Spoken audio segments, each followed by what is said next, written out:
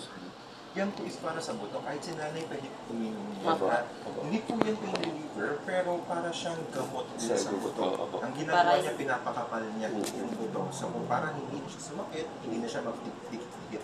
Ganun po yung nangyayari. Kaya pwede mo siya i-share kay nanay. Opo. Kung masakit talaga, sir, kasi alam ko medyo may kamakanan per tablet ito, parang nasa 19 pesos or 20 pesos. Kasi medyo matagal mo siyang inumin. Ang talagang magandang way para inumin niya is 3 times a day. Umaga, hapon, gabi. Pero dahil naiintindihan naman natin na medyo nga, yun, medyo may kamakanan, pag hindi masakit, gawin na lang pong 2 times a day or once a day. Okay. Okay. Pero kung nari, kumikirot na naman, sumasakit, 3 times a day. Pag madalas po ang pagsakit, Apo, 3 sa times na umaga, lang. hapon, at gabi. Pero kung medyo nagiging okay na naman, nawawala, kahit 2 times or once a day. Katulad po yan, medyo ngayon, medyo maayos naman po yung Okay, 2 times or once a day na lang po. Pag kumirot ulit, kasi talagang gamot siya para sa buto. 83 times a day na lang po. Oo, gamot talaga siya sa buto. Ngayon po, yung sa x-ray nyo, ito yung ibibigay natin gamot para mailabas lang natin yung mga plema na pwedeng dala ng paninigarilyo. Ngayon po kasi kung nailabas yun at nakita naman doon sa papagawa natin na walang problema, so okay na tayo. Ganun lang po siya. So itong medicine A, ang gagawin lang, ihahalo lang po yung isang sachet sa isang basong tubig.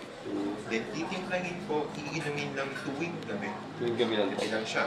For 5 days lang po, 5 araw. Then next week, pagawa po ito, tingnan natin kung may makikita pa rin ba tayo or wala na. Okay po. Ito naman po, Eterocoxib, sinulat ko lang. Kasi nga just in case na makirot talaga, masakit talaga. Pwede pa rin naman uminom, 1 tablet every 2 hours, pero as needed na lang. Kung masakit, iinom, pero pag hindi, kahit wag na. So bali, ito lang talaga yung matitirang gamot. Yun ang Ito number po, one. pang ilang weeks po to? Yan talaga is parang Ano yan, vitamins. parang- Ay, parang Ah, ano niya na. Tuloy-tuloy na talaga. Parang maintenance na Parang lang po. maintenance na. Kaya, Eh, tutulong sa buto. pwede rin Uminom din po. Kahit ikaw din po, pwede rin naman mag-share. Pero yun nga, kung masakit, 3 times a day. Pero kung hindi naman, kahit once or twice na. Parang vitamins na po ito. Parang vitamin siya sa buto talaga. Then by next week, paggawa po natin to, kahit Monday, tingnan natin yung magiging results. Sige po. Okay. Okay po. Sige po. May mga question po ba? Wala Pero na tulad ng po. sabi ko na pag ganito kaganda yung laboratory, after 1 year. Sana po. Sana no, after 1 year, ma-maintain mo, sir. Tama. Kasi bihira na ako makakita ng walang problema. Ah, po. Bihira lang yan. Kaya sana after 1 year, ma-check mo lang ulit. Tingnan mo lang ulit. Tapos, kung walang problema, kailan pa rin? After 1 year pa rin. Ha? So, kaya control ng kain. Kaya pinapakontrol kita kay ma'am. Baka mamaya matuwa ka masyado. Yun nga Magkakain po. ng Yun. kung anong Kasi gusto. mahilig din po sa midnight snack Ayun. to. Tsaka may niya po nakain po ako. Ayun nga.